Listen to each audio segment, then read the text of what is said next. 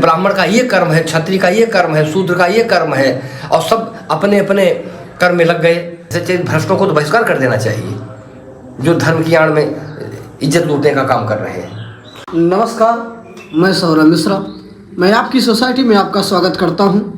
हम बात करते हैं इटावा की, जो 21 जून 2025 को जिले इटावा के एक गांव दादरपुर में भागवत कथा के दौरान हो गई है। वहां क्या हुआ था, कथावाचक और उनके सहयोगी यादव जाति के थे, लेकिन जब गांव वालों को उनकी जाति का पता चला तो कुछ के लोगों ने उन्हें रोक करके अभद्र व्यवहार किया, ऐसा आरोप लगा है। और उन्हें बलपूर्वक चोटी काटी गई, उनकी सिर मुड़वाया गया, कपड़े फाड़े गए और एक महिला के पैर पर नाक रगड़वाई गई और उनकी हारमोनियम या संगीत वाद्य को तोड़ दिया गया, ऐसा कथावाचकों ने आरोप लगाया है। इसके मामले में हम पुलिस और कानूनी कार्रवाई को भी थोड़ा देखते हुए बात करते हैं कि क्या कार्रवाई हुई। तो घटना के बाद 4 लोगों यानी आशीष तिवारी, उत्तम कुमार अवस्थी, निक्की अवस्थी और मनु दुबे, इनके खिलाफ प्राथमिकी दर्ज की गई और उन्हें गिरफ्तार करके जेल भेज दिया गया। पुलिस ने FIR दर्ज करके जांच शुरू कर दी है। अधिकारियों को तुरंत कार्रवाई करने का निर्देश दे दिया गया है।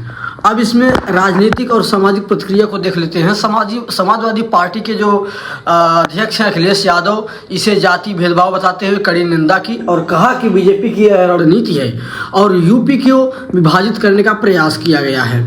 यादव महासभा ने परेड में प्रदर्शन किया, जिसमें पुलिस से भिड़ंत व पत्थरबाजी के बाद 19 लोग गिरफ्तार हो गए और घटनाओं में नया मोड़ थोड़ा सा आ चुका है। कथावाचकों के खिलाफ कुछ महिलाओं ने छेड़छाड़ का आरोप भी लगा दिया है, जिसके बाद पुलिस ने उनके खिलाफ भी मुकदमा दर्ज कर लिया है। और इस मामले की ज़रूरत क्या थी? यह जाति भेदभाव का स्पष्ट उदाहरण है। धार्मिक कार्यक्रम में केवल जाति बताने पर हिंसा हो जाती है। ठीक है, इसको हम सियासी मुद्दे के अनुसार देखते हुए आगे बढ़ते हैं और फिर यहाँ आ चुके हैं अयोध्या में। हम एक बाबा जी से बात करेंगे कि क्या कथा सब कोई कर सकता है या फिर ब्राह्मण ही कर सकता है, सबको अनुमति है कि नहीं है। इसके बारे में हम बाबा जी से मिलते हैं और बाबा जी से हम पूरा परिचय जानते हैं उनका। मेरा नाम उमेश चंद्र शुक्ल है और मैं प्रयाग में श्री दुर्गासा संस्कृत महाविद्यालय में प्राचार्य रहा और इस समय कथा के लिए हम श्री अवध में विराजमान हैं। और आपको इस संबंध में क्या पूछना है? जी बाबा जी, ये बता दीजिए कि जो कथावाचक इटावा में था वो यादव समाज से था, तो उसके ऊपर हिंसा क्यों? पहले तो प्रश्न ये है कि क्या उन्हें इस रूप में अपनी जाति छिपाकर और आधार कार्ड डुप्लीकेट बनवाकर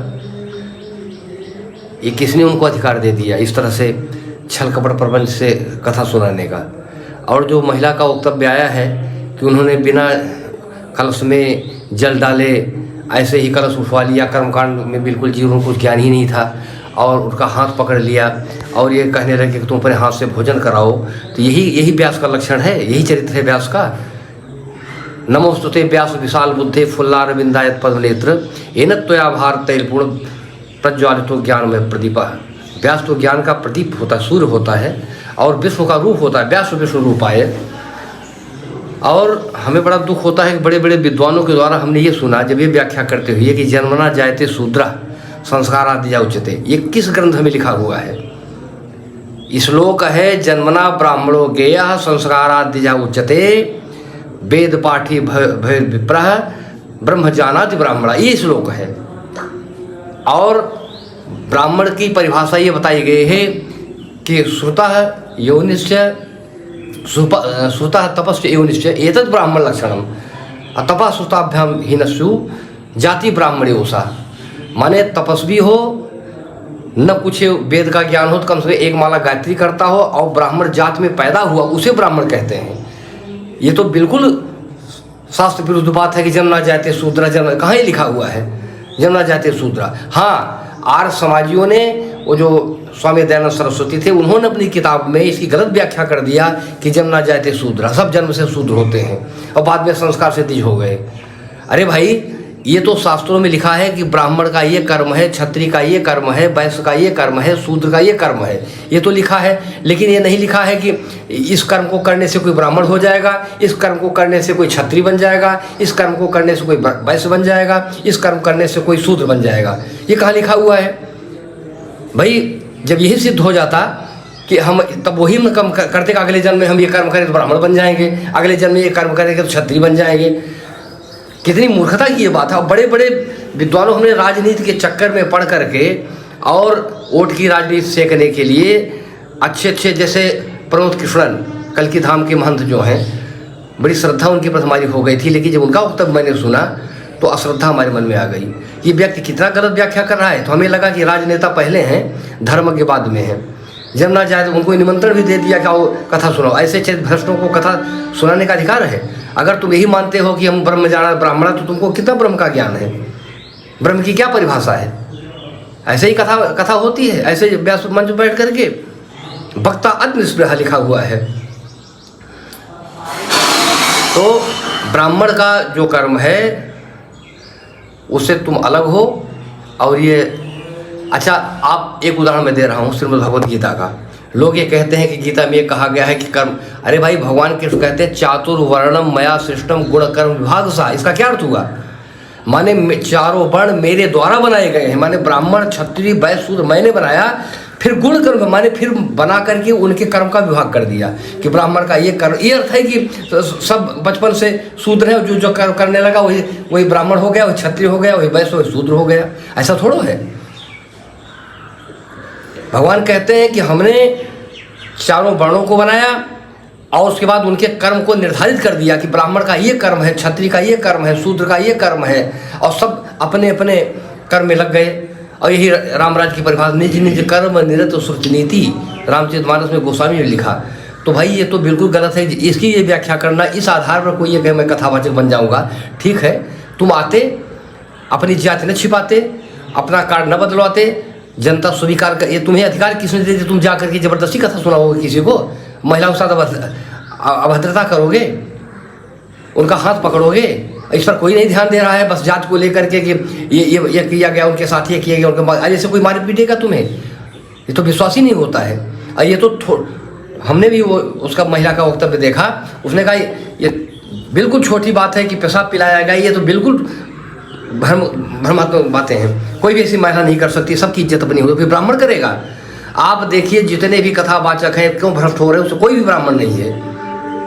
क्योंकि हम शास्त्र, इसलिए भगवान कृष्ण ने कहा कि यो शास्त्र वृद्धि मुत्सृज्य वर्तते काम कारता न स्वसमवाप्नोति न इहाम न पराम गति तस्मात् शास्त्र प्रमाणेषु क्या करना है क्या नहीं शास्त्रीय प्रमाण देगा। आसाराम को देख लीजिए कितना जेल की रोटी सेक रहे हैं, राम रहीम को देख लीजिए, और हाल में छोड़ दिए मुरारी बापू को देख लीजिए। इतने अच्छे कथावाचक, जनता इतनी भीड़ उमड़ती थी इनके, लेकिन की ऐसी बुद्धि भ्रष्ट हो गई कि अल्लाह अकबर करने लगे और आज सूदक में कथा सुनाने पहुंच गए। जिस रामायण की कथा तुम सुना रहे हो उसी में लिखा है कि भरत की 10 गात विधान, भरत जी 10 गात विधान किए हैं। तो भरत जी के चैत को नहीं मानोगे? राम के चैत, मुनि कहे जल काहू ने लीना। जब ये राम जी ने सुन लिया जंगल में कि मेरे पिता स्वर्गवासी हुए, तो मुनि के कहने से ही जल नहीं ग्रहण किया। और तुम्हारी एक पत्नी जिसके साथ इतने दिनों तक तुम रहे, सिंदूर दान किया, भाव लिया, और वो उसको बेचारी को तुम गाड़ी ले जाकर के गंगा तक उसके राख को नहीं भेजे। जैसे लगता था तुम्हारे लोग भार थी कि जल्दी इसको गाड़ो और जल्दी भाग जाओ यहाँ से। ये तुम्हारी ममता है उसके प्रति, तुम सास का उपदेश दे रहे हो। 4 चौपाई रख लिए, उसी लिए बहुत बड़े विद्वान बन गए तुम। तो भाई साहब, शास्त्रों को तोड़ मरोड़ के केवल वोट की राजनीति के लिए, जातिवाद फैलाने के लिए गलत व्याख्याएं की जा रही हैं। आज ब्राह्मण को गाली देते देते लोग ईश्वर को भी गाली दे। सारी जातियां ब्राह्मण के विरुद्ध हैं। सारी जितनी बातें होती हैं, हम जाति नहीं मानते, नहीं मानते। यादव क्यों नहीं लड़की की शादी किसी चमार से कर देता? करेगा। केवल ब्राह्मणों के लिए सारी बात हो रही है। और जितने नेता हैं ये सब ब्राह्मण। सब कुछ तो तुमने छीन लिया है। नौकरी लेना हो तो पासी बन जाओगे, चमार बन जाओगे, यादव बन जाओगे, ये बन जाओगे, वो बन जाओगे। और उसके बाद जब कथा कहना है तो जाति छिपा कर ये कथा कहोगे, जबरदस्ती महिला का हाथ पकड़ोगे, जबरदस्ती उसे कहोगे हमें भोजन कराओ। यही तुम्हारा आदर्श है, यही व्यास बने हो। धिक्कार है तुम्हारी जिंदगी को। इस पर गहराई से जांच होना चाहिए। ये कथावाचक नहीं है, ये भ्रष्ट हैं और ऐसे लोगों को समाज से बहिष्कृत कर देना चाहिए। अच्छा, इसमें अखिलेश जी का कुछ हाथ है क्या?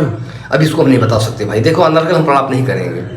जो हमको जानकारी ही नहीं है कि उनका हाथ है, हम क्या जाने उनका किसका हाथ है किसका नहीं है। नहीं, उन्होंने बुला करके उस संत को जो है, वो तो जातिवाद से प्रेरित है ना, हमारी जात के हैं। चलो हम रोटी सेकें अपना इसी में, उनको तो यही चाहिए ना कि बस किसी तरह से फूट डालो राज करो, फूट डालो राज करो। तो क्या आप समाजवादी पार्टी को जो है यादव पार्टी नाम दे दिया जाएगा?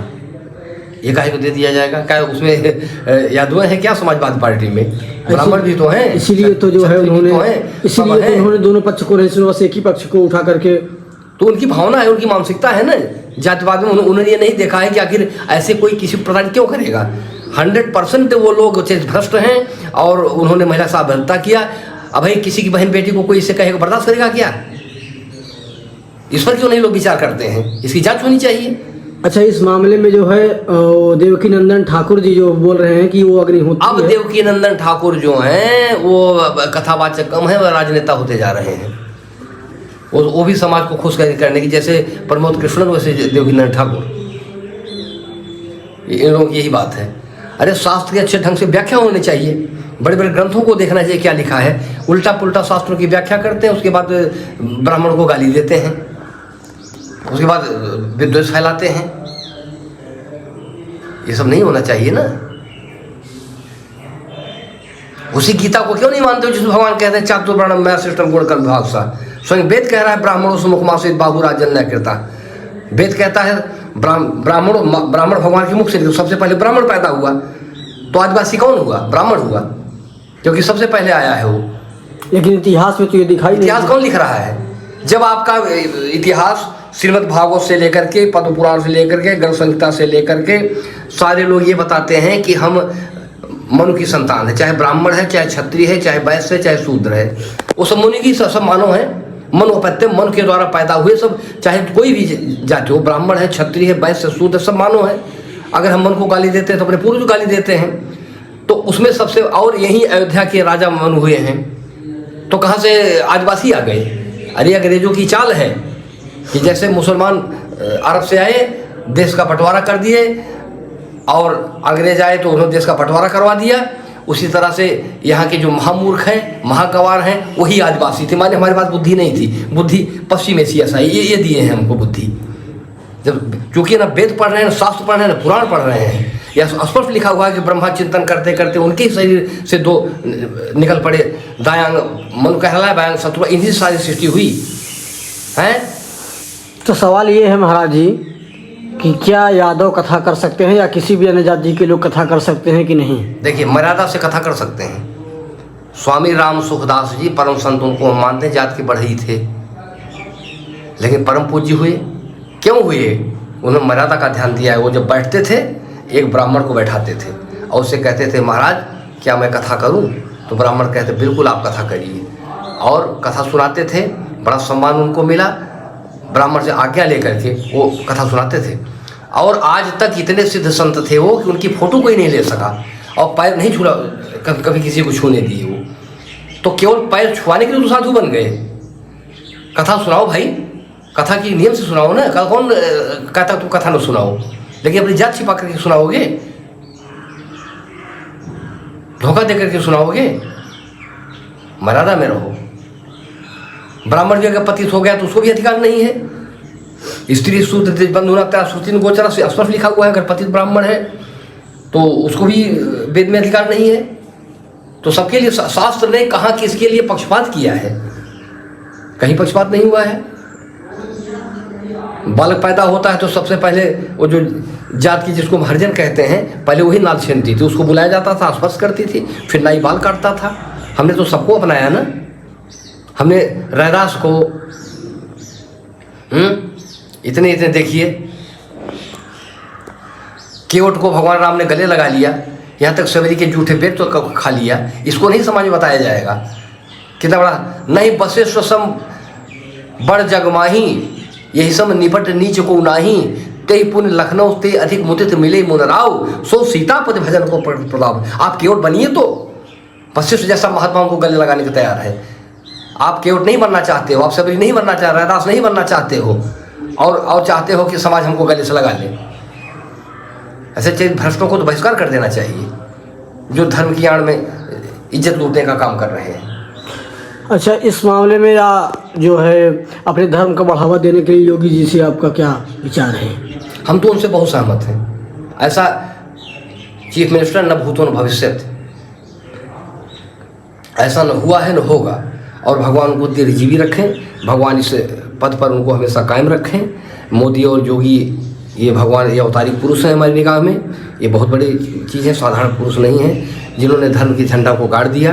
अरे भाई, सबसे पहले तो हमारा धर्म ही नहीं रहेगा तो जाति कहाँ से आ जाएगी? धर्म वो हतोहंति धर्मो रक्षत रक्षिता, जो धर्म की रक्षा करेगा धर्म उसी की रक्षा करेगा, और धर्म को जो मारेगा उसका विनाश हो जाएगा। ये प्रत्यक्ष में दिखाई पड़ रहा है। आप मानिए न मानिए, क्रिया सिद्धि सत्य भवत महताम नोपकारणे, क्रिया की शक्ति फल में दिखाई पड़ती है। जितने ये अमानवीय कथावाचक रहे सब आज जेल की सलाखों में चले गए, क्योंकि इन्होंने धर्म से नहीं अधर्म पूर्वक इन्होंने मंच को पकड़ा है। इनकी बुद्धि भ्रष्ट हो गई। जो व्यास जी लिख रहे हैं झूठा थोड़ा लिख रहे हैं, लेकिन नहीं मानते हैं। हम तो राजनीति में कर रहे हैं, हम तो अपना वोट सीखेंगे, हम तो केवल ब्राह्मणों के विद्रोही हैं। किसी तरह से इनको गाली देकर वोट इकट्ठा कर लो। धन्यवाद है योगी को, उसकी बहादुरी को, उनकी बहादुरी को, मोदी जी की बहादुरी को। ये लोग धर्म के धुरंधर अवतारी पुरुष हैं, साधारण नहीं। हम तो उनको प्रणाम करते हैं, नमन करते हैं। आपने देखा अभी बाबा जी का वक्तव्य, कैसे स्पष्ट रूपों से एकदम अपने स्पष्ट बातों में सबका चरित्र चित्रण कर दिए हैं। आप बने रहिए हमारी आपकी सोसाइटी में। अगर वीडियो पसंद आता हो तो वीडियो को लाइक कर दीजिए। इससे अच्छा वीडियो आपके लिए हम लेके आते रहेंगे। अब जय हिंद, जय भारत।